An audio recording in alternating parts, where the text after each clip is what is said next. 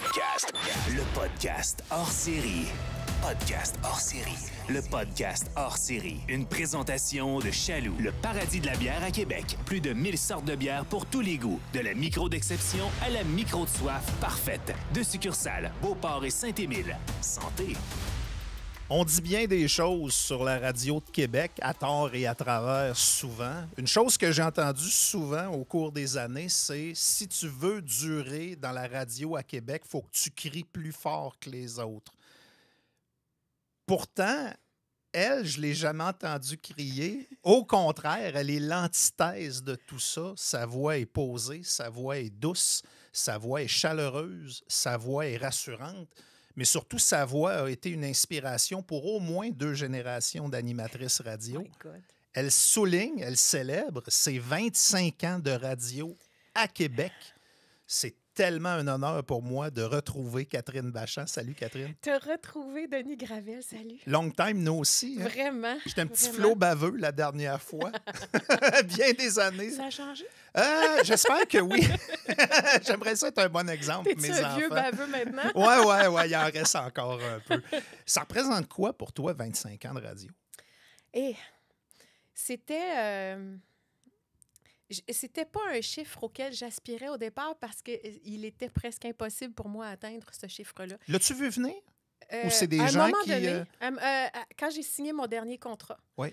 Quand j'ai signé mon dernier contrat, je savais qu'avec ce contrat-là, j'allais franchir le 25 ans. Okay. Et là, tout à coup, je suis devenue attachée à ce chiffre-là parce que quand tu fais un métier d'uniforme, là, un policier, un militaire, un pompier, tu peux prendre ta retraite après 25 ans et il n'y a jamais personne qui va te dire que tu n'as pas fait métier là-dedans. C'est vrai. Et là, ce mois-ci, je souligne mon 25e anniversaire de carrière, mes 25 ans de carrière. Puis, il n'y a jamais personne qui ne pourra pas dire que je n'ai pas fait carrière là-dedans. Moi, la première, ça n'aura pas été juste un passe-temps parce que la radio, c'est sincèrement une passion pour moi depuis que je suis enfant. Je joue à faire de la radio depuis que je suis enfant. Te souviens-tu quand la radio, précisément, est arrivée dans ta vie? Oui. Ben, je suis quelqu'un qui fait de l'anxiété. Uh-huh. La radio était mon ami. Je m'endormais avec la radio. OK. Le son qui sortait d'un radio un peu cheapette brun là, sur le bord de mon lit, là, et un craquement qui était là, je m'endormais avec la radio. La radio était mon ami. Est-ce que c'était la musique? Est-ce que c'était les voix? C'était du parler. C'était du parler? C'était du parler, oui. Radio-Canada, beaucoup.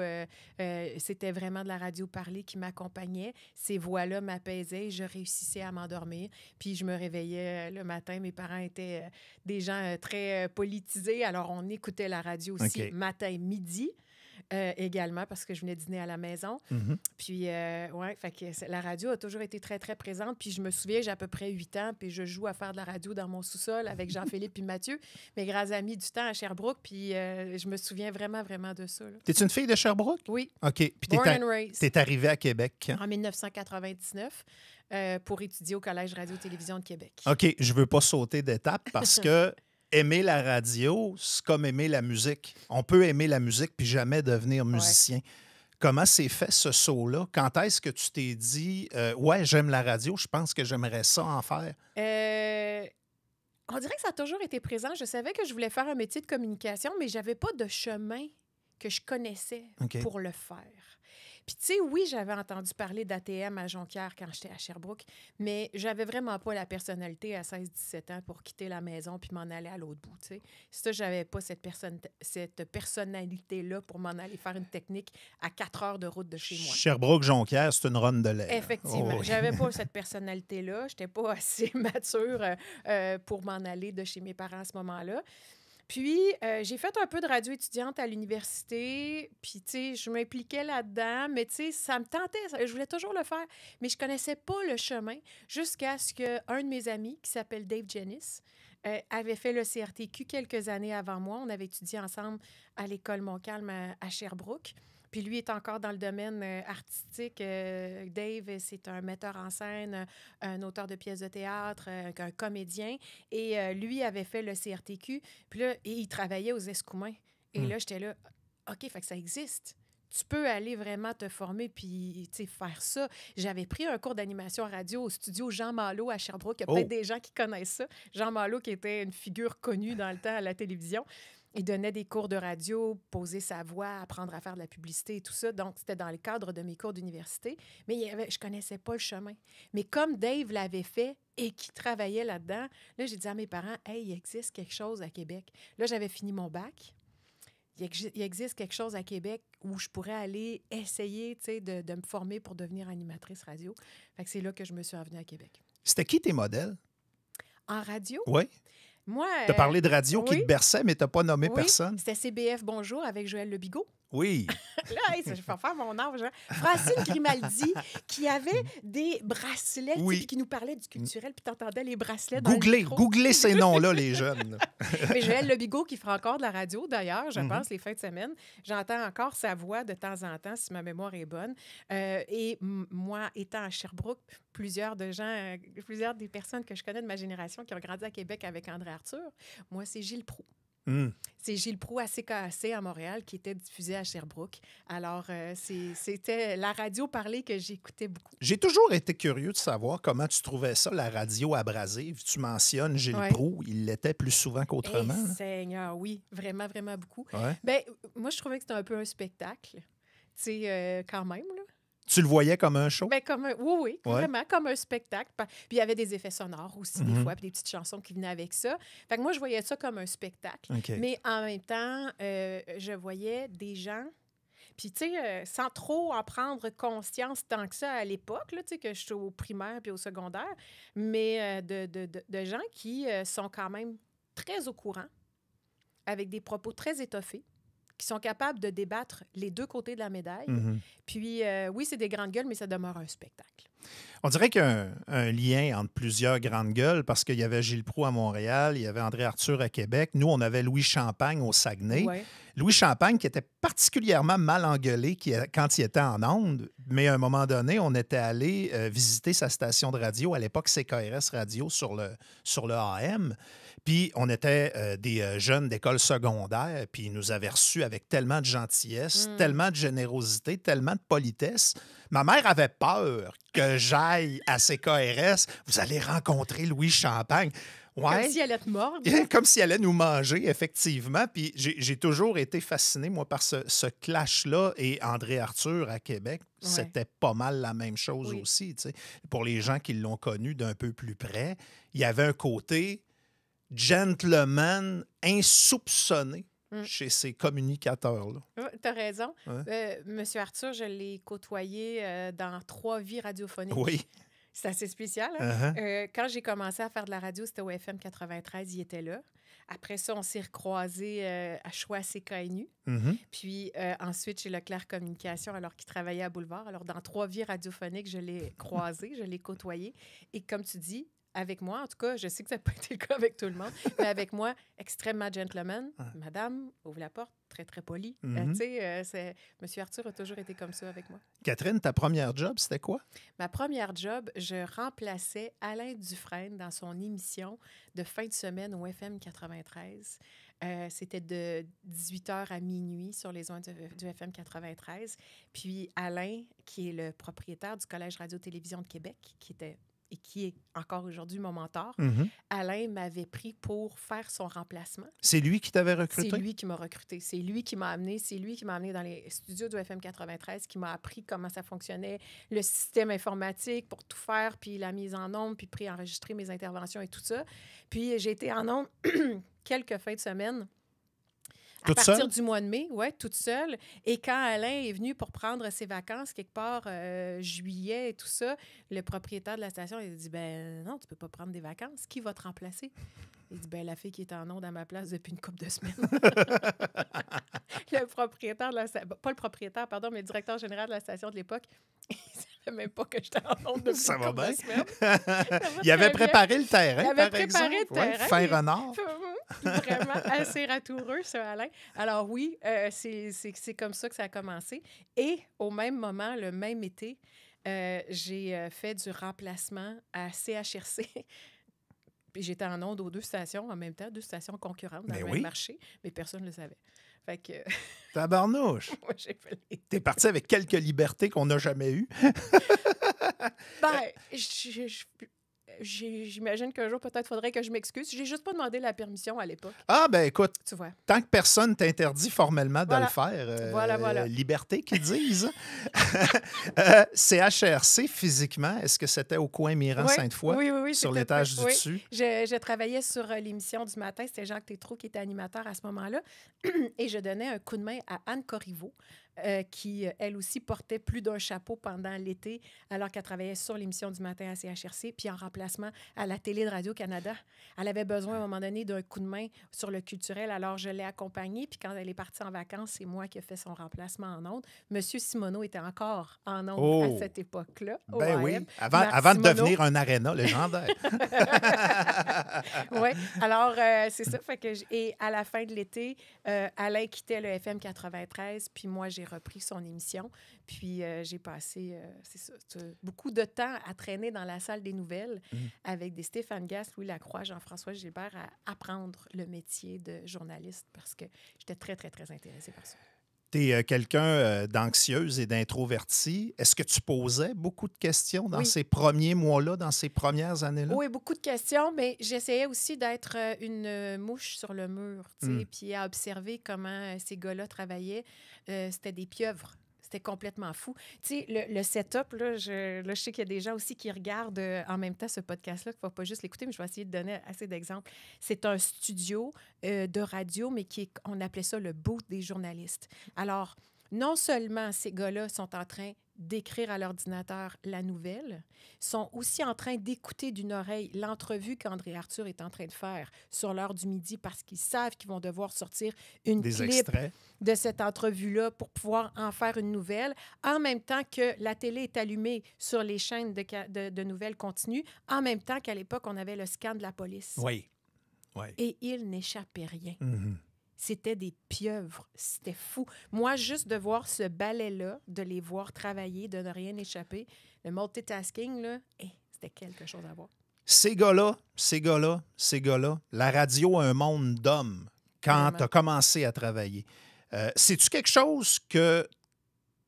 Est-ce que tu étais consciente de ça? Est-ce que tu voyais ça comme un défi? Est-ce que tu voyais ça comme un handicap? Est-ce que c'était un stress supplémentaire? Comment tu voyais ça, une femme qui voulait faire sa place dans un monde de gars, Ouais. dans une gang de gars, dans un boys club? J'étais très consciente de ça. J'étais aussi très consciente de mon jeune âge dans une radio parlée. Genre, t'as pas vécu, tu sais rien, de quoi tu parles. Ça me pesait un peu plus que le fait que j'étais une femme. OK. À la base, dans la vie, tout le long de mon adolescence et tout, je m'entendais toujours mieux avec les gars. C'était plus simple pour moi. Mes amitiés féminines sont venues beaucoup, beaucoup plus tard dans ma vie. Fait que ce côté-là, je n'étais pas si mal à l'aise que ça, mais c'était définitivement un boys club. Puis, fallait que I had to be one of the boys. OK. Ça, je le savais. Je le savais. Puis, j'ai fait avec. Puis, tu sais, on dit aujourd'hui qu'il n'y en a encore pas tant des filles dans la radio parlée, surtout pas dans des postes clés, tant au micro que dans des postes de direction. Encore aujourd'hui, c'est beaucoup, beaucoup, beaucoup un boys club. Pourtant, tu as été le pilier de grosses équipes de radio pendant ces 25 années-là. Comment tu es devenu un pilier pour la première fois? C'est pas moi qui peux répondre à cette question-là. En toute honnêteté, je ne le sais pas. Je vais te la poser autrement. OK. Peut-être que pilier, tu vois ça trop gros. Vraiment, là? Je commence à te connaître tranquillement. Comment tu as réussi à faire ta place dans une équipe radio?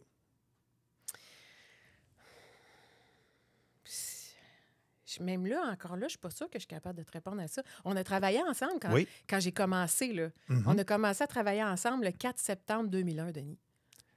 Le 4 septembre 2001, il me semble que dans ce coin-là, il y a eu un événement relativement important qui est arrivé la semaine d'après. La semaine d'après. C'était un mardi. Ma tête s'en souvient. C'est fou à quel point ça m'avait marqué. C'était... fait que, tu sais, je pense que... Je ne sais pas comment... Tu me permets de risquer une théorie? Ben, vas-y. Une journée comme celle du 11 septembre 2001, là, tu sais qui fait partie de la gang, tu sais qui est capable de travailler, tu sais qui est capable de performer. Je pense qu'une journée où l'actualité devient tellement intense que... Puis à Radio X à l'époque, on était moitié musique, moitié information, moitié talk. Il y avait un show de talk l'après-midi, il y avait un show de talk le matin, puis entre les deux, il y avait de la musique. Le 11 septembre, il n'y a pas eu de musique Non. parce que les gens se sont succédés. L'équipe de l'après-midi est arrivée plus tôt, l'équipe du matin a terminé plus tard. Moi, je me souviens d'avoir fait le pont entre les deux. À l'époque, je travaillais le matin, puis l'après-midi aux nouvelles.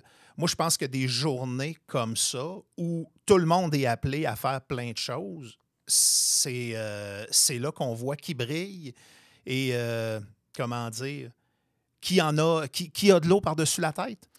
Peut-être, mais en même temps, ces journées-là, il n'y en a pas 1000 dans une Non. carrière. C'est ce que tu fais un peu à tous les jours, je pense, qui fait une carrière. Parce que tu peux pas... Ça a été tout un baptême de feu pour toi. Oui, vraiment, vraiment. Je me rappelle tellement bien, en plus, de comment on s'est organisé à la gang. Mm-hmm. Parce qu'on était une petite équipe quand tu compares à d'autres. Oui. Puis la question s'est jamais posée. La question, c'était, hey, on s'en va au bureau, puis on travaille. Puis même si vous étiez sortis des ondes à midi, vous autres, l'émission du matin, oui. Vous n'êtes pas partis. Non. On a juste continué à alimenter. Parce que je pense que c'était la chose la plus logique qu'on arrivait à faire dans une journée aussi illogique. Mm-hmm. Fait que, tu sais, puis ça a été comme ça pendant plusieurs jours.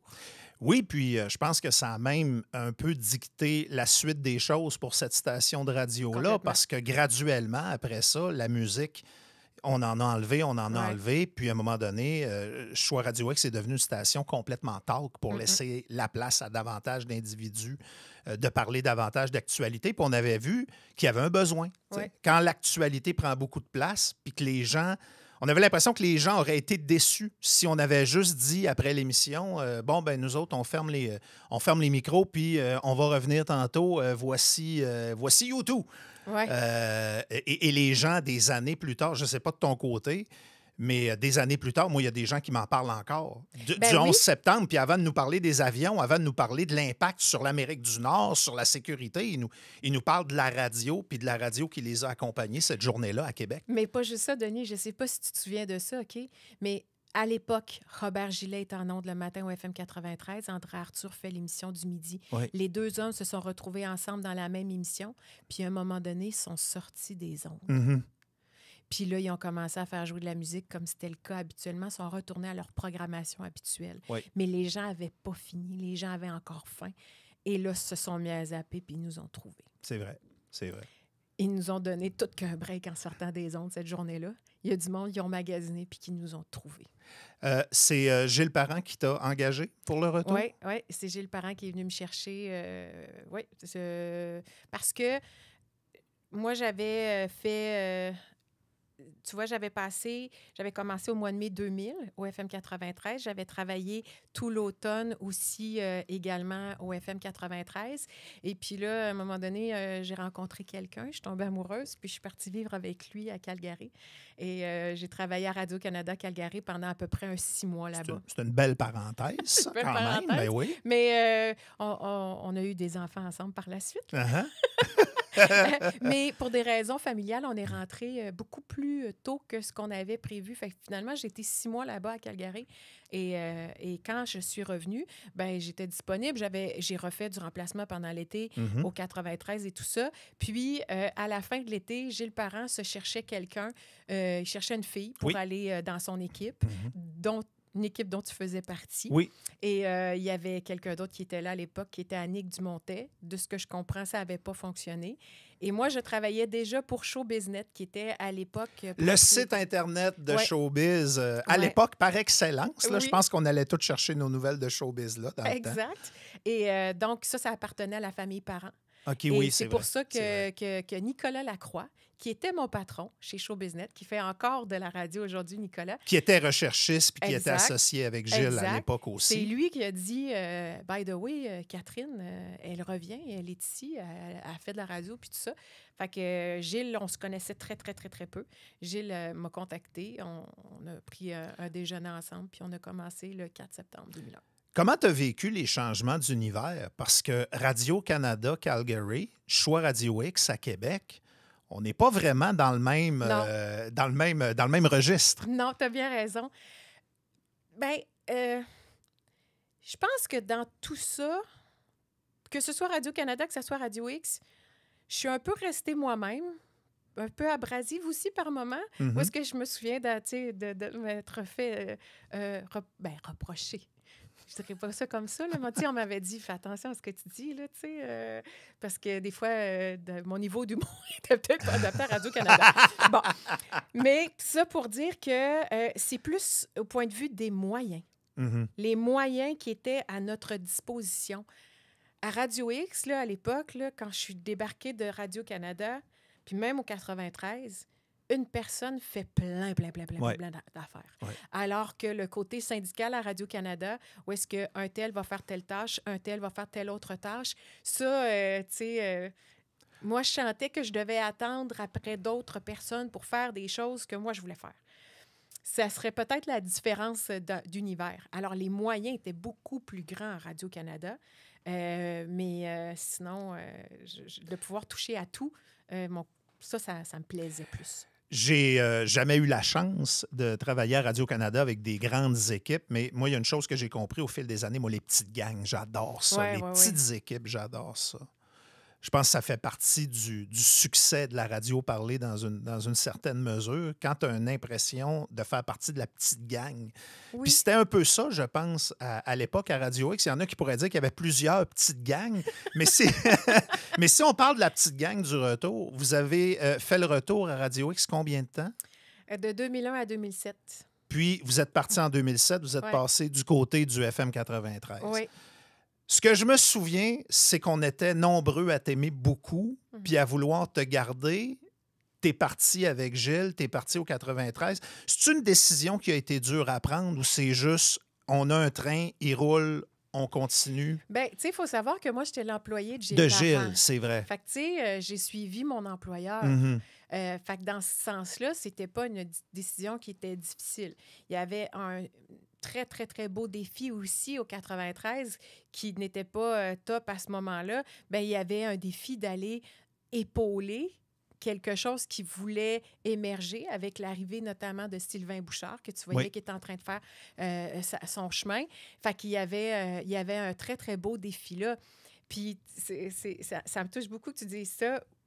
Oui, Choix a essayé de me garder. Choix a essayé de venir me rechercher à quelques reprises. Vraiment. Puis... C'est une forme de compliment, ça, dans le fond. Écoute, et puis je te mentirais si je te disais que ça ne m'a jamais déstabilisée. Là. Mais on ne m'a jamais offert quelque chose de différent que ce que je faisais déjà. Ouais. On me proposait de changer 4,30 sous pour une pièce. Tu te voyais faire quoi? T'avais-tu un objectif de dire, à un moment donné en radio, je vais faire ça? Ça, c'est... moi, la petite gang, comme tu dis, là, elle est importante pour moi. J'ai jamais aspiré à avoir mon émission à moi toute seule. OK. Tu sais, que l'émission porte mon nom. J'ai jamais aspiré à ça. Est-ce que tu douchebag quand tu as une émission qui porte ton nom? Hein? On va se le dire entre toi et moi. Là. Non, mais c'est il nous forçait en passant. Il nous force toute la gang. Mais c'est correct, tu deviens une image de marque aussi. Puis moi, je trouve ça normal. Mais moi, j'avais pas ce besoin-là. Moi, j'ai toujours voulu être en équipe. Moi, c'était le trip de la gang qui me faisait plaisir puis qui était un thrill. Donc, moi, de pouvoir appartenir à une équipe, c'était ça que je voulais faire. Mais oui, à un moment donné, sortir du rôle de recherchiste, mais à chaque fois que Choix me faisait une proposition, sauf une fois... au chalet. Une fois au chalet. La dernière offre que Choix m'a faite, là, on me proposait enfin de sortir de mon rôle de recherchiste. Et là, ça m'a vraiment, vraiment déstabilisée. Il a fallu que j'y pense un long moment. Sinon, c'est ça. Donc, de vouloir... À un moment donné, j'avais un désir de toucher à d'autres part de mon talent, je veux dire ça comme ça, de ne plus être uniquement recherchiste, d'avoir plus un rôle de co-animatrice, puis d'amener quelque chose à l'émission de façon différente. J'étais plus capable d'être recherchiste. J'étais juste plus capable. Tu as vécu quelque chose de quand même assez unique dans cette transition-là parce que c'est une émission qui a changé d'environnement. Oui. Est-ce que l'émission a changé? Comment ça se vit, une émission qui va bien, qui change d'environnement, qui s'en va dans une autre station de radio? Est-ce que c'est resté fondamentalement la même chose? Est-ce qu'il y a eu des nouvelles difficultés? Ça a-tu été plus facile à une antenne versus une autre ou c'était juste la continuité? Comment toi, tu l'as vécu? J'aurais tendance à dire que c'était la continuité. L'évolution s'est faite dans l'évolution des gens, tout simplement. Pas nécessairement l'évolution d'antenne. Mais s'il y avait une différence que je pourrais noter, c'était, tu sais, il y a vraiment, vraiment des avantages des fois à être dans une petite station où est-ce que le patron il est au bout du corridor. Mm-hmm. Tu sais, tu peux vraiment avoir un impact des fois sur les décisions, tu as besoin de quelque chose, puis tu sais, tu as ton interlocuteur très, très, très proche. Mais il y a la force du réseau aussi chez Cogeco qui a permis de déployer certaines choses qu'on n'aurait pas pu faire avant. Exemple, aller faire l'émission en direct des Jeux olympiques de Vancouver. La force du réseau Cogeco a permis d'avoir une accréditation, mais c'était vraiment la force du réseau qui a permis de vendre la candidature auprès du Comité olympique international. Là, tu ouvres une parenthèse extraordinaire parce que j'imagine que dans le bucket list de Catherine Bachand, 8 ans, faire de la radio sur les sites de Jeux olympiques, Ouais. t'avais pas ça sur ta feuille. Là. Non. Mais non. Comment t'as vécu ça, cette expérience-là? Oh, ma mère venait de mourir. Pour vrai? Ma mère venait juste de mourir. Ma mère est décédée le 11 février, puis une dizaine de jours après, je prenais l'avion, puis je partais pour Vancouver. Puis ma mère m'avait fait promettre d'y aller, peu importe ce qui se passait. Mm-hmm. Fait qu'on a fait les funérailles au retour. Fait que je te dirais, Denis, c'est une expérience surréaliste pour moi. Puis ça a passé proche à un moment donné que je n'y aille pas. Parce que Gilles, tu sais, on avait préparé ça ensemble pendant des années, puis il m'avait dit, là, je pense qu'il faut que je prenne une décision de producteur, puis tu viendras pas avec moi. Là, j'ai dit, OK, pourquoi? Il dit, je sais c'est quoi perdre sa mère. Il dit, si tu es en petite boule dans la chambre d'hôtel, parce que là, tu vis ton deuil pour vrai, là, j'ai personne pour te remplacer. Il dit, il faut que je prenne une décision de producteur. Là, j'ai dit, OK, je comprends. Est-ce que tu me donnes quelques jours? Parce que là, c'était la fin de semaine, tu sais. Je dis, me donnes-tu quelques jours? Là, je vais aller dans ma famille à Sherbrooke, puis je vais juste... Permets-moi de reprendre mon souffle, puis il dit, OK, on se reparle lundi. Puis... la vie m'a envoyé le signe dont j'avais besoin pour faire « OK, non, ça va bien aller. Puis je vais être capable de le faire. Puis je vais être sur mon X là-bas. » Fait que j'y suis allée. Puis il a accepté aussi que j'y aille. C'était un risque pour lui. Il a accepté que j'y aille. Puis j'ai vécu des moments aux antipodes là-bas. Là, parce que Joanie Rochette, c'est bien ça? Oui. La patineuse? Oui. Sa mère est morte. Oui. Ben, je pense à ça depuis que tu nous racontes ton histoire. Ouais. C'est les mêmes Olympiques, là. C'est les mêmes Olympiques. Et c'était vraiment un moment fou de vivre ça, puis de voir l'émotion et de voir comme le pays en entier se ranger derrière elle. Ouais. Puis je te raconte une petite anecdote, OK? On est dans un restaurant au centre-ville de Vancouver quand elle gagne sa médaille d'argent. Il me semble que c'est argent. En tout cas, je sais que ce n'est pas la médaille d'or. C'est une Asiatique qui avait remporté. Mais il y a quelqu'un qu'au moment de la cérémonie où on lui a donné sa médaille, a joué l'hymne national canadien au piano pour elle. Puis ça, elle ne l'a jamais su, tu sais. Mais nous autres, c'était très émouvant. J'y repense encore. Les gens étaient très émus dans le restaurant. Oui, c'était... Fait que c'était de grandes émotions, ça, sur la ligne du temps de ma carrière. As-tu échangé avec elle pendant les... Des années plus tard. Des années plus tard? Des années plus tard, oui. Parce que comme on n'était pas un média diffuseur, on n'avait pas accès aux athlètes. Vous étiez en marge. On était en marge. On n'avait pas accès aux athlètes sur les sites de compétition. Il fallait qu'ils sortent et qu'ils viennent nous voir. Mais souvent, surtout dans le cas de Joanie Rochette, on l'a... mis dans une bulle, on l'a protégé, on l'a amené ailleurs. Fait que non, on n'avait pas accès à elle. dans les moments où on vit des tragédies, des fois, on a l'impression, avant de les vivre, hey, moi, si jamais ça m'arrive, je veux dire, je ne serais pas capable de travailler, je ne serais pas capable de me lever le matin pour aller à la job et ainsi de suite. Puis, ironiquement, on dirait que quand ça arrive, c'est peut-être ça qui te sauve la vie, entre guillemets, de dire, ben là, je ne suis pas justement roulé en boule d'une chambre d'hôtel ou roulé en boule chez nous dans mon malheur. Je m'ouvre sur le monde, je m'en vais travailler. Ça a-tu été, pas nécessairement un baume, mais ça a-tu aidé pendant les premiers jours de deuil de dire je fais autre chose, puis après ça, je vais revenir vivre mon deuil? As-tu été vraiment capable de mettre ça de côté dans une certaine mesure? Dans une certaine mesure, je pense que oui, mais sans vraiment le mettre de côté parce que ça m'habitait tellement. Mhm. Mais je sentais que j'étais là où je devais être. Puis j'étais avec Dan Pou. Ouais. Fait que être avec Dan Pou, c'est toujours doux. Fait que, puis j'ai côtoyé aussi des athlètes là-bas, tu sais, puis des gens qui, eux aussi, vivaient de grands moments d'émotion, là, tu sais, des fois que c'était des déceptions, mais aussi des grandes victoires. Fait qu'on dirait que c'était un lieu où les émotions étaient permises. Fait que c'était touchant. Catherine, départ de Gilles Parent, qu'est-ce qui t'arrive, toi, tout de suite après? Tout de suite après, je me retrouve à valser pendant quelques mois. Ça a passé proche que je vienne travailler pour Leclerc Communication à l'époque avec Pierre-Yves Lard. OK. Et puis finalement, j'ai été embauchée par Cogeco pour l'émission du matin avec Sylvain Bouchard. Alors, j'ai fait une année avec Sylvain Bouchard. Puis, à la suite de cette année-là, je me suis retrouvée à faire une émission avec Radio Sports. Oh yes! Aussi au 93, qui était comme l'émission du midi à ce moment-là. Puis ça a duré comme tout l'automne. Puis ça s'est terminé de façon un peu abrupte au mois de novembre. Comme ça arrive des fois cruellement dans le monde de la radio. Oui, ouais, effectivement. Alors, c'est ça. Après un an passé avec Sylvain Bouchard, j'ai fait l'automne avec Radio Sports. Rappelle-nous comment ça s'est terminé et pourquoi, pour les gens qui ont peut-être besoin de replacer ça dans la chronologie. Donc, on est à l'automne 2014.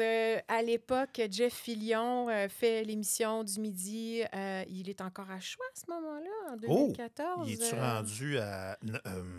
je pense qu'il est rendu à Énergie. OK, là, je suis un peu mêlée. Mais bref, c'est quand même mon compétiteur sur l'heure du midi. Oui. Puis, lui, il dit sur ses ondes que finalement... il y a quelqu'un qui s'en vient animer l'émission du midi au FM 93. Votre émission. Notre émission, pendant que nous, on est en onde. Fait que la panique prend, c'est un mercredi. La panique prend chez les patrons qui nous rencontrent en sortant du show à 2h, individuellement, Ray et moi, et mettre fin à notre contrat là sur le champ. Et je suis comme totalement blindside. On n'a même pas eu un résultat de sondage. On ne sait rien, tu sais. Puis on ne veut rien nous dire. Non, on va faire une annonce plus tard, puis tout ça. OK. Fait que là, tu ramasses tes affaires, tu es complètement sonné. Puis tu repars chez vous. Et j'ai su à ce moment-là que Jeff l'avait annoncé pendant que nous, on est en ondes. Est-ce qu'il y avait eu des rumeurs, des tractations avant? Non, du tout. Moi, c'était pas venu à mes oreilles. La première fois que tu en entends parler, c'est sur une station concurrente pendant que quelqu'un est en train de le dire en ondes. La première fois que j'en entends parler, moi, c'est quand je suis rencontrée par le directeur des programmes de l'époque pour qu'il me congédie. Et en sortant de là, j'apprends que Jeff Fillion l'a mentionné pendant son émission. Wesh. J'apprends par Vince Cochon qu'il s'agit d'Éric Duhem, qui s'en vient animer l'émission du midi chez Cogeco. Et j'apprends par Jean-François Racine du Journal de Québec que Nathalie Normando sera sa co-animatrice. Alors, la ville est au courant, mais nous, non. Comme ça se fait souvent en radio. Oui, mais c'est une des bonnes, celle-là, là, de cette façon-là. Là. Un mercredi à 14h. On tire la plug. Est-ce que tu en as voulu à la radio, puis est-ce que tu t'es dit pendant un certain temps, excuse-moi le terme, mais fuck off, moi, la radio, c'est terminé? J'en ai pas voulu à la radio parce que je suis pas la première à qui ça arrive. Mm-hmm. Notre milieu a cette façon de faire. C'est pas parce que ça arrive souvent que c'est plus acceptable. Je suis tout à fait d'accord. Ouais. Mais si c'est arrivé au plus grand, parce que je l'ai vu que c'est arrivé à André Arthur, que c'est arrivé à Gilles Parent, que c'est arrivé même à Jeff Fillion, que c'est arrivé à plein de gens que je connais, à des grands, à des gens qui ont du succès, je peux pas me surprendre. Je connaissais les règles du jeu et j'ai accepté de jouer. Fait qu'à partir de ce moment-là, je suis pas une victime. Notre radio notre domaine gagnerait grandement à aller attirer des talents si on traitait mieux les gens. Vrai. Bon. Fait que Mais là-dessus, on sait dans quoi on s'embarque quand C'est on ça. s'embarque là-dedans. Fait que je suis pas une victime. Fait que non, je suis pas sortie de là amère et j'arrivais... Même pas 2 heures? Sonné un peu, Ouais. tu sais, mais non, j'étais en paix. OK. J'étais en paix, OK. juré, là, j'étais en paix parce que j'arrivais à 15 ans. Tu sais, on était fin 2014, début 2015. J'arrivais à 15 ans de carrière, puis là, je me disais, sais-tu quoi? Ça va avoir été une belle ride. 15 ans de radio. J'ai joué pendant 15 ans à faire de la radio. J'ai gagné ma vie à faire ça. J'ai eu 2 enfants à travers ça. Puis, écoute, je suis allée à l'école longtemps. J'ai des diplômes. Je suis capable de faire autre chose. Et depuis ce moment-là, je suis complète avec le fait que ça puisse être la fin. Encore aujourd'hui. Encore aujourd'hui, depuis 2015, je suis en paix avec le fait que ça peut être la fin. C'est pour vrai. Puis c'est pas un fake, là, ce que je te dis là, c'est vraiment vrai. C'est de l'avoir peut-être vécu une fois puis de l'avoir accepté. Mais là, c'était comme la 2e fois que j'étais congédiée aussi. Tu sais, Gilles m'avait congédiée, puis après ça, je suis recongédiée. Oui. Fait que, tu sais, ça vient avec. Tu sais, tu roules avec les coups. Puis, mais là, j'étais comme, ben écoute, ça va avoir été une belle ride. Puis, c'est correct. C'est comme ça. Puis, et puis là, ben, arrive Martin Dallaire. Oui. Arrive Martin Dallaire qui me dit, c'est à mon tour. Ça, j'ai trouvé ça cute. C'est comme ça qu'il est allé te chercher? Oui, c'est à mon tour. Mais il n'a pas été le premier. C'est ça que je trouve très spécial. Puis je ne sais même pas pourquoi j'ai dit ça. D'habitude, je ne le dis pas. Mais on m'a souvent dit, c'est à mon tour. Viens-t'en avec moi, c'est à mon tour. Ah, OK. Oui. C'est à mon tour que tu viennes travailler avec moi. Que tu puisses venir déposer tes valises chez nous puis venir jouer avec moi. Tu sais, c'était comme ça. Sois ma Robin. pour le référent, pour ceux qui ne savent pas c'est quoi, c'est celle qui travaille avec Howard Stern. La fille qui est tout nouvelle avec lui. Sois ma Robin. Et Howard Stern et Robin ont développé une complicité puis une chimie alors qu'ils ne viennent pas du tout du même univers. Exact. Puis ils ont réussi à créer C'est ça. un couple radio légendaire. C'est ça. Sois ma Robin. Est-ce que Martin Dallaire est devenu ton couple radio définitif? Qu'est-ce que tu veux dire définitif? Ben, tu sais, dans une relation de couple, il y a des plus, il y a des moins. Oui. Puis à un moment donné, on sait un petit peu plus ce qu'on cherche en vieillissant. Oui. Puis on change de couple à un moment donné, puis on essaye autre chose. Il y a des choses qui font, il y a des choses qui font pas. Puis à un moment donné, ben, tu déposes tes valises à quelque part, puis tu te dis, oh, je me sens chez moi plus, je me sens à l'aise plus, je me sens moi-même plus. C'est-tu l'impression que tu as eue quand tu as commencé avec Martin? C'est-tu quelque chose qui s'est installé plus lentement ou plus graduellement? Je te dirais plus lentement, plus graduellement. OK. Parce que je devais vraiment m'adapter à un nouveau style de radio que je ne connaissais pas autant. Mm-hmm. Tu sais, une radio positive et tout, alors que moi, ça fait 15 ans de talk et de radio d'opinion. Moi, j'ai eu vraiment beaucoup à m'adapter à ce nouveau style de radio-là qui, en passant, me plaît vraiment. J'ai pas moins d'opinions, mais je pense pas que les gens aient nécessairement besoin de mes opinions. Et là, j'en reviens un peu à ce que j'admirais de d'autres personnes qui étaient capables de débattre les deux côtés de la médaille. Eux autres, ils donnaient leur opinion, mais je pense qu'aujourd'hui, je suis capable de débattre les deux côtés, puis je fais vraiment confiance à l'intelligence des auditeurs. Eux autres, ils n'ont pas besoin que je leur dise comment penser, ils sont capables de le faire par eux-mêmes. Mm-hmm. Fait que c'est vraiment une posture qui me plaît, ça, de pouvoir faire ça. Fait qu'avec le temps, ça s'est installé. Puis je te dirais que Martin, je vais éteindre mon dernier micro avec lui. Est-ce que je cesserai de faire de la radio? Peut-être pas, mais une radio à tous les jours de cette façon-là, tu sais, Martin, puis je l'ai déjà dit publiquement en ondes, ça va être mon dernier. Après ça, est-ce que je deviendrai chroniqueuse? Est-ce que, tu sais, j'aurai un petit show musical de fin de semaine comme j'ai maintenant à week-end? Je sais pas, tu sais. Mais faire de la radio dans une équipe comme je le fais maintenant, puis tu sais, avec comment mes contrats sont faits actuellement, j'aurais passé plus de temps avec Martin que j'aurais passé avec Gilles. J'ai été 12 ans avec Gilles. J'aurais passé plus de temps avec Martin. Fait que, tu sais, ça va avoir été mon work husband. C'est de toute beauté. Puis c'est drôle parce que quand on écoute une émission qui est établie comme la vôtre, on a l'impression que la chimie a toujours été là, puis que ça a toujours été beau, puis que ça a toujours été le fun, et on oublie les années où on bâtit, les années Ouais. où on construit, les années où on s'ajuste. Trop Ouais. souvent, on voit juste la finalité. Oui. Hein.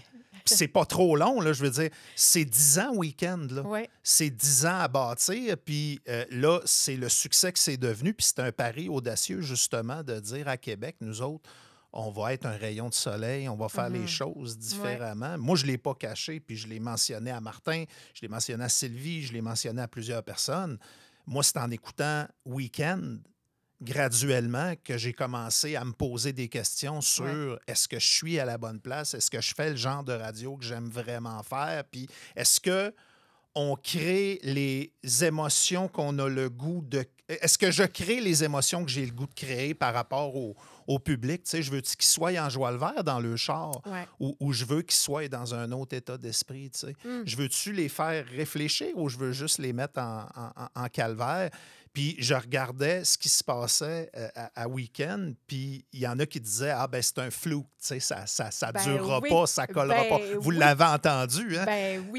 Puis finalement, c'était loin d'être un flou. Je pense qu'il y a des gens qui ont été visionnaires là-dedans. Assurément. Puis il y a des gens qui ont trouvé leur place aussi. Puis je trouve ça beau ce que tu dis, tu sais, atteindre son dernier micro quand tu sais que tu as trouvé une personne importante. C'est une belle profession de foi. Puis tu sais, quand il est venu me chercher, il m'a dit « Tu vas pouvoir être la femme que tu es là où tu es, dans tout ce que tu es. » Je vais te faire ton café à tous les matins. Il va dire des niaiseries pareilles, là. Pas parfait, Martin, là. Non, il n'est pas parfait. Faut que t'endures ça, là. Puis moi non plus, je suis pas parfaite, hein, tu sais bien. Mais, tu sais, et c'est vrai. J'ai vraiment pu être la personne que je suis. Puis avec le temps, tu sais, je trouve qu'on se raffine, qu'on se peaufine, qu'on se cristallise et qu'on devient de plus en plus meilleur. Et des chirurgiens de notre profession aussi. Puis les questions que tu te poses, là, ça vient tellement me toucher là, parce que est-ce que c'est ça que je veux créer auprès des auditeurs? C'est ça que je veux laisser? Puis c'est toujours, tu sais, moi, je l'ai souvent dit, puis je sais que tu es d'accord avec moi, le vrai patron, c'est l'auditeur. Oui. Puis moi, ben je sers l'auditeur. Qu'est-ce qu'il veut? De quoi il a besoin? Comment je peux mieux le servir? Puis c'est toujours en pensant à ça, sincèrement, là, à tous les jours. Comment je peux faire mieux? Qu'est-ce que je peux leur apporter? De quoi ils ont besoin? Puis c'est vraiment, j'écris mes nouvelles en fonction de ça, en donnant les informations que je crois qui sont pertinentes à donner. Parce que, bon, exemple, ces temps-ci, on est dans des dossiers très, très, très difficiles du procès de PDD, du procès Hockey Canada Junior. C'est extrêmement lourd et très, très, très difficile comme cause. Y a-tu vraiment besoin que j'aille dans les détails? Non. Ils sont dans l'auto avec leurs enfants. Puis là, après ça, tu as des choses qu'il faudrait que tu ailles expliquer à tes enfants. Fait qu'il y a des détails que je donne pas. Mais tu auras quand même assez d'informations pour comprendre la nouvelle et tu auras toujours le loisir, toi, de pouvoir aller le voir par après.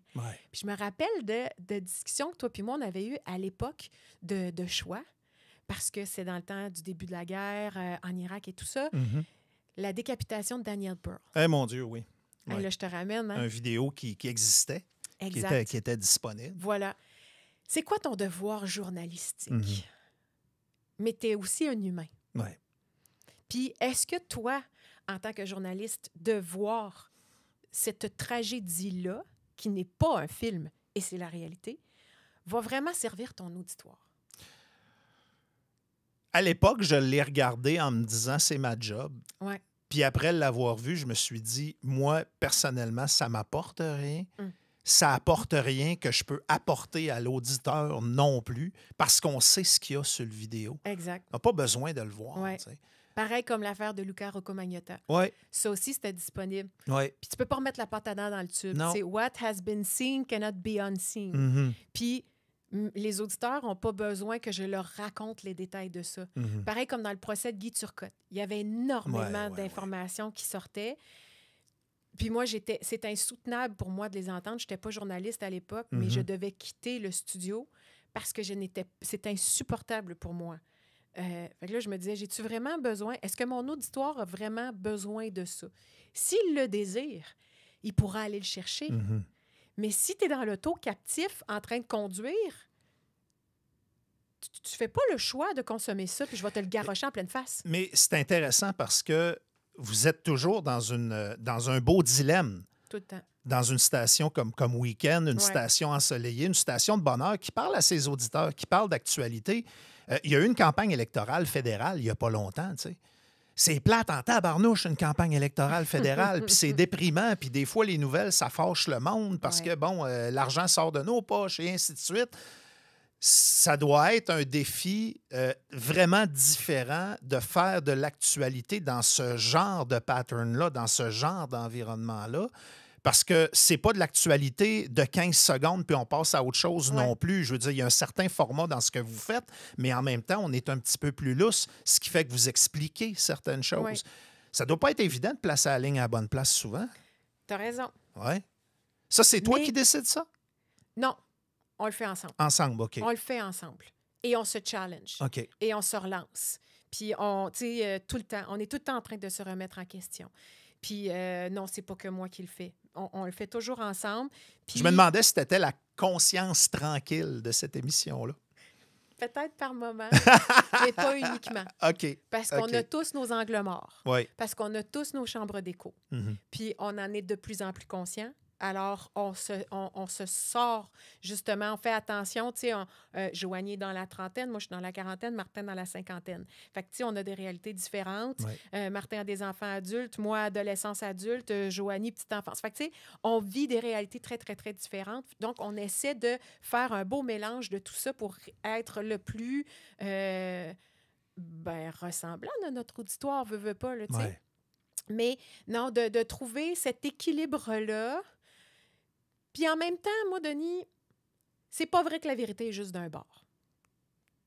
Et la vertu n'est pas juste d'un bord. C'est vrai. Puis dans le temps de la COVID, notamment, là, c'est pas vrai que la vérité est juste d'un bord. Puis tout le monde sert des intérêts.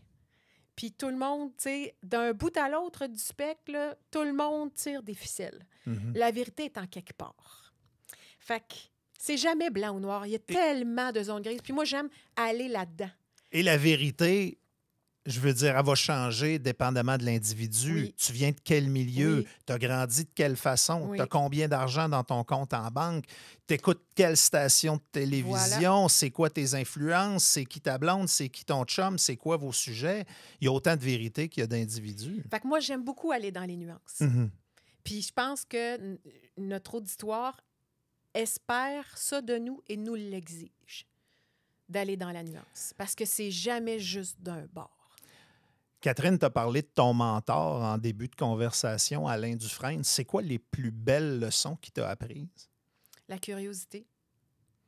Puis Alain, parce que j'ai aussi enseigné au CRTQ. C'est Alain qui m'a traîné là, tu as compris. Il y a des choses qui ne s'enseignent pas. C'était-tu parce qu'il voulait partir en vacances? Ou... Je sais pas, ce bout-là, je n'ai pas demandé. C'est toujours une bonne façon d'intégrer quelqu'un à l'équipe. La curiosité. Ouais. De toujours être curieux. Puis aussi, Alain, une chose qui m'a légué, c'est de se remettre en question. Puis de la radio, c'est très facile de tomber dans ses pantoufles. Oui.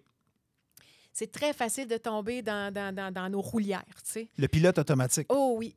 Fait que de se shaker, de se sortir de ça, d'amener notre médium ailleurs, tu sais, puis notamment Martin a eu l'idée à un moment donné de faire un show 100% live, puis ce show 100% live-là est devenu un show 100% live devant public. C'est tellement hot.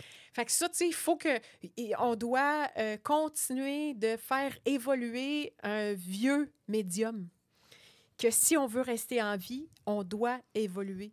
Et nous, en tant qu'être humain, on doit aussi continuer d'évoluer parce que sinon, on va dépasser l'âge. Puis, tu sais, je taquine Martin beaucoup avec ça. Des fois, je lui dis, tu fais même plus partie de l'âge de ton public cible. Fait que tu es condamné, Martin, à t'adapter. Ouais. Parce que si tu restes dans tes pantoufles, tu vas être complètement déconnecté des gens à qui tu parles. Absolument. Donc, il faut qu'on se challenge beaucoup, lui et moi, là, tu sais. Qu'est-ce qui intéresse notre monde? Pas qu'est-ce qui m'intéresse moi. Il est où notre monde? Pas où je suis moi. Ouais. Tu comprends? Fait que Et ça, c'est vraiment quelque chose qu'Alain, la curiosité de toujours évoluer, de sortir de nos zones de confort, puis d'avoir soif. Toujours avoir soif. Les plus beaux moments d'émotion que tu as vécu, puis je sais que tu en as vécu plusieurs. Oui, À chaque Seigneur. fois qu'il y a une toune qui est jouée le matin, je te vois brailler dans ton coin.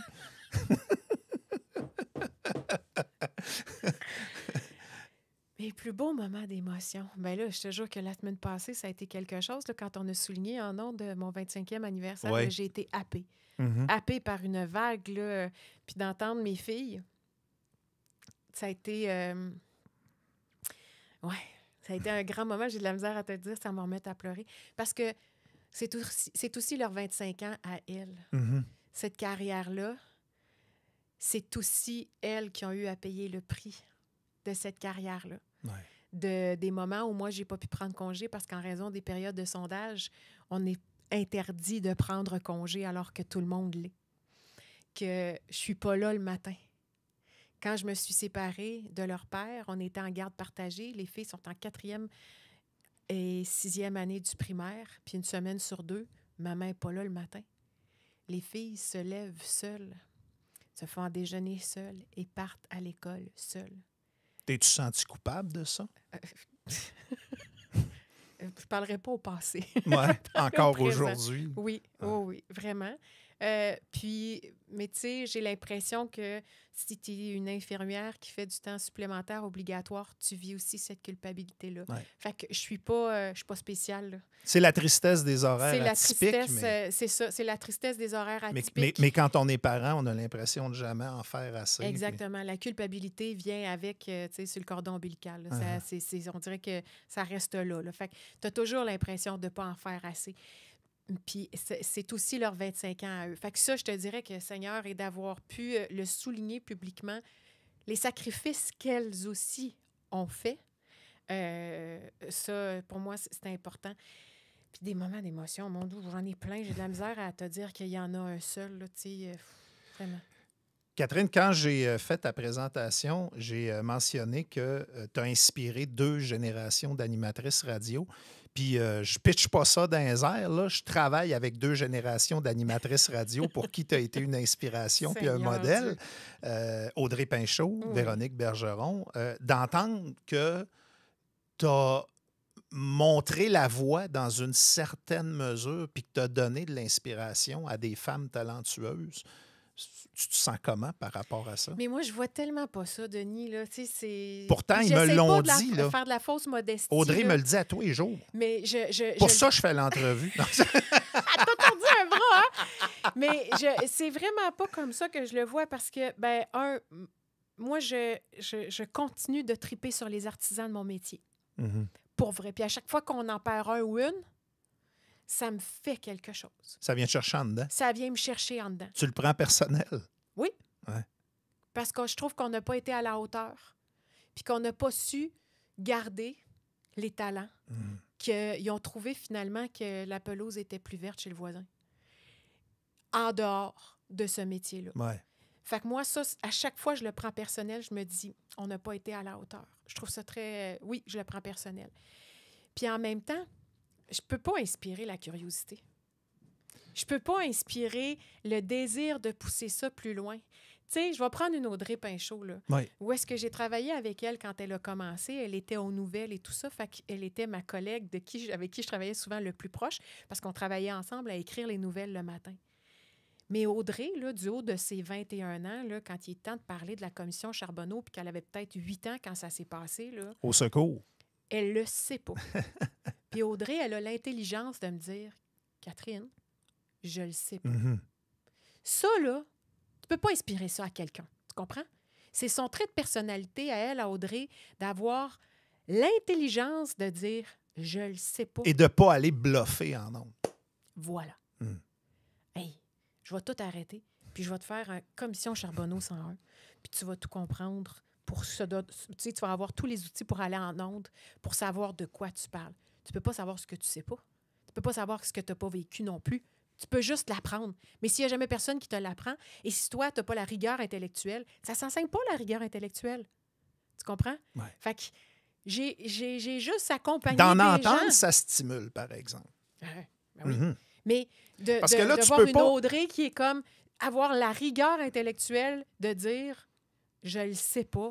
Hey, c'est fort, là. Parce que là, Catherine Bachand, là, tu ne prendras pas personnel tout le monde qui s'en va de la radio, puis que tu ne prendras pas personnel les gens qui restent parce qu'ils s'inspirent de toi. Là. C'est un ou l'autre. Là, il faut que tu choisisses ton camp. Ah, Seigneur, ouais, il faut que je choisisse mon camp. Ben, mais, tu sais, ça me touche, je vais le prendre et je vais dire merci. Et je t'avoue que c'est pas quelque chose que je suis capable de saisir. Vraiment pas. Hey, y a-tu des. Parce qu'il y a plein de noms que tu as mentionnés au fil de ton parcours, puis j'aurais le goût de parler de 15 minutes de chacun des noms que tu as mentionnés. J'ai le goût de te laisser le champ libre. Parle-moi des gens qui ont été importants pendant ces 25 années-là, en une phrase, en un souvenir. Les gens qui te reviennent, juste essaye de ne pas réfléchir. Là. Vas-y en vrac. Pas de chronologie, freestyle. Nicolas Lacroix, Oui. mon frère d'armes. Dan Pou, mon frère. Mon frère doux. Mon frère doux. Tu sais, dans le temps, c'était le petit mot doux de Dan Pou. Oui, c'est vrai. Hey, mon doux, hey, là, j'ai tellement peur d'en oublier parce que tu me dis ça, tu me mets on the spot. Il y a des gens que j'ai peur d'oublier. Ray, c'est comme une histoire d'amour inachevée. Ça décollait tellement bien notre affaire et j'avais une complicité extraordinaire avec lui. Ray, j'ai trop brièvement fait de la radio avec Alain Dufresne lors d'un remplacement que lui a fait. Je rêve de pouvoir retravailler avec lui un jour parce que c'est juste du bonbon tout le temps, tout le temps. Mon doux, là, tu me mets vraiment on the spot. J'ai peur d'en oublier. Des gens que j'ai côtoyés. Seigneur. Il y en a beaucoup, Denis, hein? Oui, Ouais, il y en je a sais que beaucoup, c'est il y en a chiant, plein. là, mais... Il y en a plein. Des Catherine Emmanuel La Liberté, des Geneviève Laurier, des Caroline Dupont, des filles qui avaient, je vais nommer Laurence Gagnon aussi, des filles avec une tête et un talent incroyable et que la radio, on n'a pas su les garder. Que la radio a abandonné. Oui, en quelque sorte. Oui, je vais penser à ces filles-là. Seigneur, j'ai peur d'en oublier, là. On dirait que je gèle. Je gèle à cause de ça. Fais-toi-en pas avec ça, t'en oublies plein. Là. Oui, je le sais, j'en oublie plein. Seigneur, j'essaie de voir, tu sais, je repense à Marie Saint-Laurent. J'ai adoré travailler avec elle. Qui était une très femme colorée. si entière. Ouais. Qui elle était unique à la radio, tu sais, et ça faisait du bien d'avoir cette couleur-là dans le décor radiophonique. Puis des fois, je trouve qu'on manque de couleurs. C'est vrai. Oui, je trouve qu'on manque de couleurs. Des gens aussi qui, dans des moments, ont pris du temps.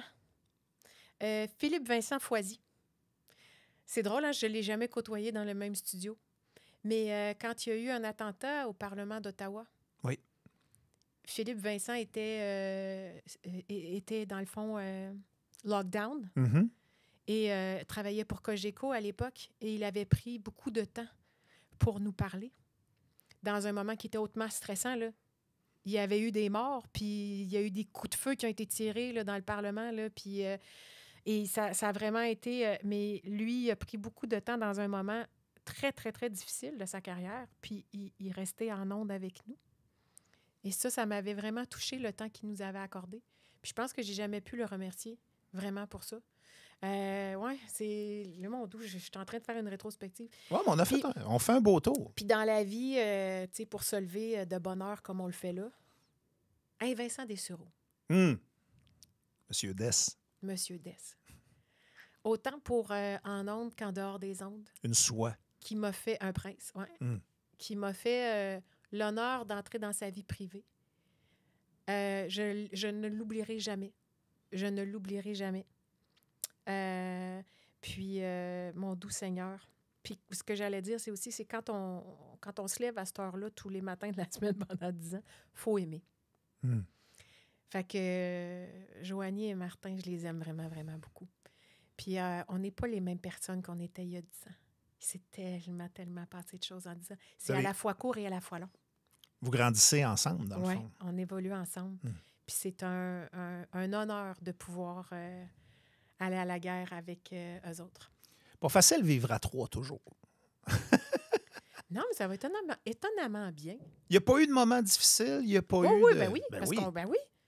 Mais ça va étonnamment bien. Vraiment. J'ai connu plus de discorde dans des plus grosses équipes. Mais étonnamment bien, je te dirais, parce qu'on se respecte beaucoup, parce que on prend conscience aussi à un moment donné, quand tu es une très, très, très petite équipe, à quel point il faut prendre soin les uns les autres. Oui. Parce que tu as une cible dans le dos, là. Tu peux pas faire comme à Survivor puis de choisir des alliés. Il faut que tout le monde soit allié à quelque part. On est 3. On est 3. Faut qu'on prenne soin les uns les autres. Tu as une cible dans le dos, tu es l'ennemi à abattre. C'est un milieu hautement compétitif. On joue notre job à chaque sondage. Ouais. Si on n'est pas en train de prendre soin les uns les autres et de show up les uns pour les autres, hey! Fait que ça, à un moment donné, on l'a bien saisi, je pense. Puis on va oser plus. Tu sais, là, je te confie un petit peu les coulisses. Oser lever la main et dire, là, dans ma vie personnelle, je vis ceci. Avant, on le partageait moins. Là, dans ma vie personnelle, je vis ceci. Fait que si vous trouvez que j'ai une humeur de cul, voici pourquoi. Voilà. Mais là, quand tu le sais... Ben, ça amène une compréhension que tu n'auras peut-être pas autrement. Tu vois, on se cala le matin. Ben oui, ça amène beaucoup plus de bienveillance, de coopération, tu sais, de collaboration. Puis ça enlève des bûches dans le poêle de tout le monde. C'est sûr. Oui, fait que c'est ça. Évidemment, Joanie puis Martin, il faut que... Oui, ma famille. Catherine, merci beaucoup du partage. Merci de l'honneur de m'avoir invité à ton podcast. Voyons donc, ça a passé tellement vite. Bravo pour tes 25 ans de carrière. Toi, ça fait combien d'années? Parce que tu étais déjà là quand moi je suis arrivée. Là. Écoute, on va faire un deal ensemble. On change les chaises? Quand ça va être mon 30e, là, tu feras l'entrevue. C'est quand c'est enregistré? C'est quand? C'est dans 10-12 ans. C'est pas vrai. Parce que tu dois être à ta 28e à peu près. T'es-tu pas mal? Fait qu'on sort... Tiens, si on se donnait rendez-vous. Tiens, si on se donnait rendez-vous dans 2 ans. Hey, c'est enregistré. Je te tiens au mot, Denis Gravel. Oh là là. Hey, merci beaucoup, Catherine. Merci à toi. Catherine Bachand, 25 ans de radio à Québec sans jamais élever la voix. Juste en riant fort des fois, mais ça, oui. Voilà, fait du bien. Le podcast hors série. Une présentation de Chaloux, le paradis de la bière à Québec. Plus de 1000 sortes de bières pour tous les goûts. De la micro d'exception à la micro de soif parfaite. 2 succursales, Beauport et Saint-Émile. Santé!